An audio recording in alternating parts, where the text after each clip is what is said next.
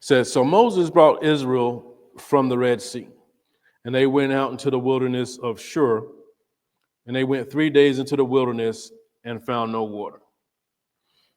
Now here is hardship. Here is hardship. Here is the challenge. Here's the obstacle. Here's something for them to overcome.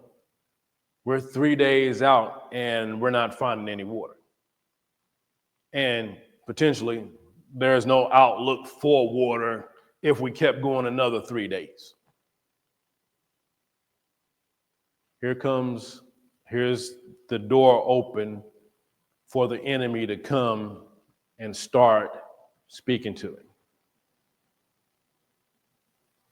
Why did Moses bring us all the way out here? Why did he bring us this way?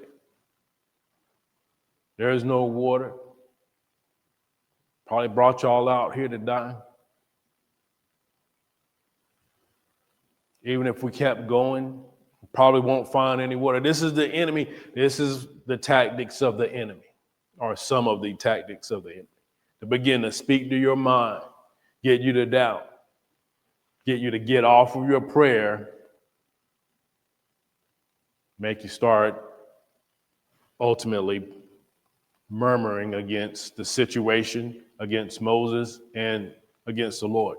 Now, if you know anything about this passage of scripture, the Lord said, look, you guys murmured against Moses, who was following my instructions, then you murmured against me. But let's keep on here. So they went 3 days in the wilderness and found no water. Verse 23, and when they came to Marah, they could not drink the waters of Marah, for they were bitter. Therefore, the name of it was called Marah. Verse 24, and the people murmured against Moses, saying, what shall we drink? Now, this is just a type right here that we see. A type meaning, getting to a place where the situation seems to be overwhelming. Doesn't look that there's any resolution. Anyway, we're going to come out on top. Now, we could be among those who remind ourselves or have reminded ourselves of 2 Chronicles 7:14 and say, look, well, you know what? This time, this situation calls for us to get in position to pray. Believe God. It doesn't look like there's any way out here, but we believe in God. We believe he'll hear and he'll act on our behalf according to his word.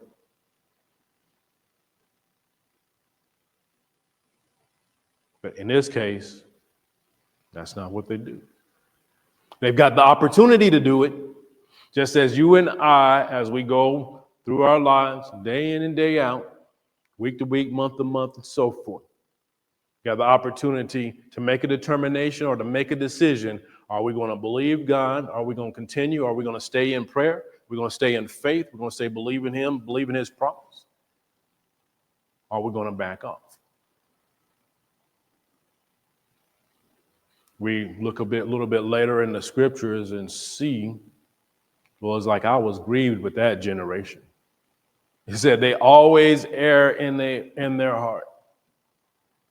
They wouldn't hear my promises. They wouldn't cleave to my promise. They wouldn't cleave to my word. They would always go astray. Let me encourage you, according to what we've been studying and what the Lord has had us on. Don't go astray. Continue to apply these foundations and these principles. Look these scriptures over when you have your free time and when you have your quiet time. Build this up in your heart.